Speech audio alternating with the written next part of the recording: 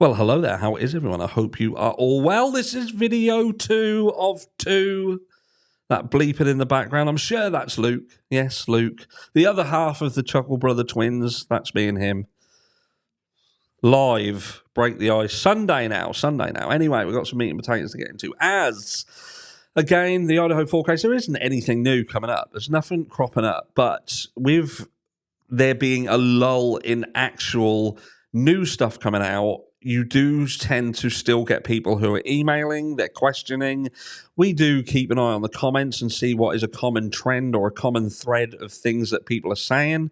They may be saying it to other people. They may be talking about it amongst themselves. They might be trying to address me with things in particular.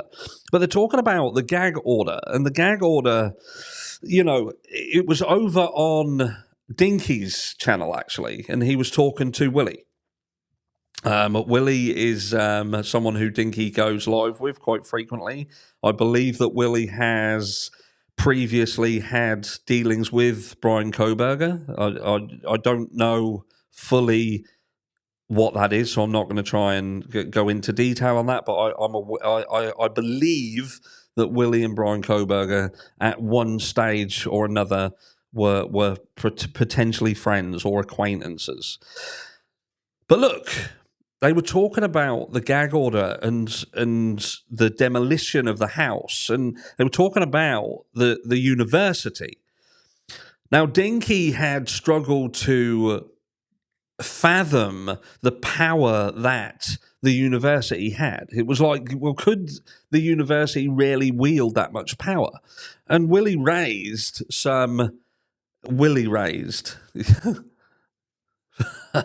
No, when you say things, I'm like a child, aren't I? I'm like a child. But anyway, yeah, so with respect of this, what's happened in Idaho, Willie raised a good point. He turned around and said, well, who do you think everything has been done for to this point? Because it's seemingly the university. It seemingly is the university that is being catered for. The house being knocked down, for instance. Who truly benefited from that? Really, in the grander scheme of things, who really benefited from it? Because I can tell you who didn't benefit from it. The prosecution and the defense didn't benefit from it. Now, it could be argued that Brian Koberger, the defense, potentially benefited from it coming down in a way. If Brian Koberger is indeed guilty, then perhaps he did indeed benefit from it. And there will be people out there who argue that perhaps the defense weren't too bothered about it coming down if Brian Koberger is indeed guilty. Because what you tend to find is if that house exists and there was a potential for the jury to walk round there, then all that would do would be to massively feed into the emotion that people have in this crime, and it could have led to people becoming overly emotional, and perhaps rather than making a decision when the time come based on the facts and the actual the information, that they would have made a decision based on how they felt when they walked through that home. But you would then consider why, or you have to consider why would the prosecution not try and keep it up? Especially if their case is how some of us feel is quite weak. Would that house have not assisted them being a physical piece of evidence? Because ultimately that's what that house was. That was the largest piece of physical evidence in this crime. And it's now gone. It's not there anymore.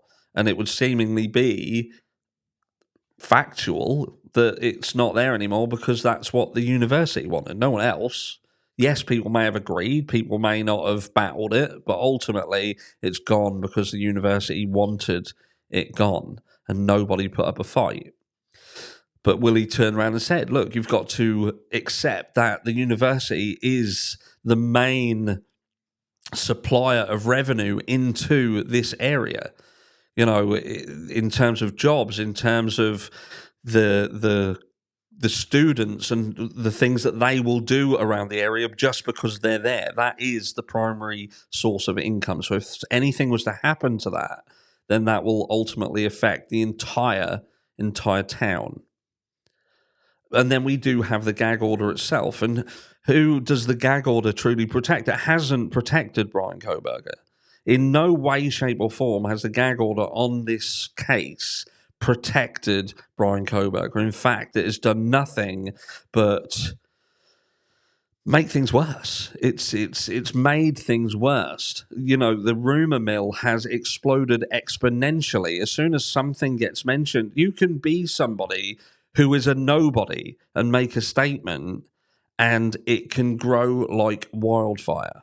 So I don't understand at this stage who the gag order is protecting. And again, JB Gunner again raised a valid point, and he was saying that the investigation part of this should now all be over.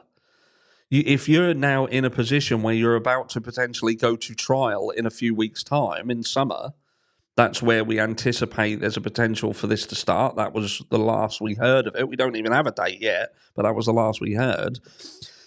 You would expect that all of their I's are dotted and their T's are crossed by now. So what is the benefit? Who is being protected? Who is the gag order protecting? And they're hiding behind this right to a fair trial. That ship has sailed. I've said it constantly.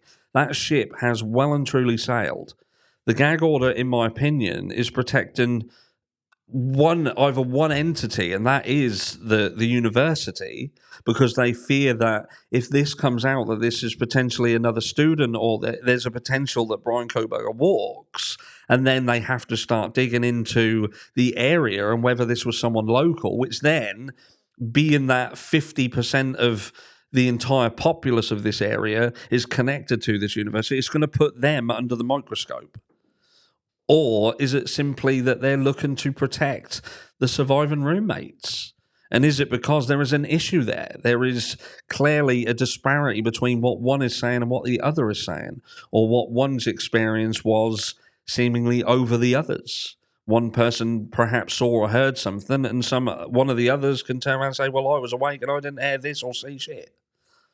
Who knows? But let me know down below, what do you think? Who is the gag order there for? Why is it there? Why does it even exist at this stage? In a system that is supposed to be clear and transparent, why is there being so much secrecy? This is a level of secrecy, I'm going to go out on a limb and say, never ever seen before in a case. And there have been some heinous cases. This isn't the only heinous case that's ever existed. There isn't. And yes, it's tragic. It's truly tragic. Horrendous crime. But it isn't the only horrendous crime. These are not the only victims to exist. There have been some horrendous crimes over the years. And again, we haven't had this level of secrecy.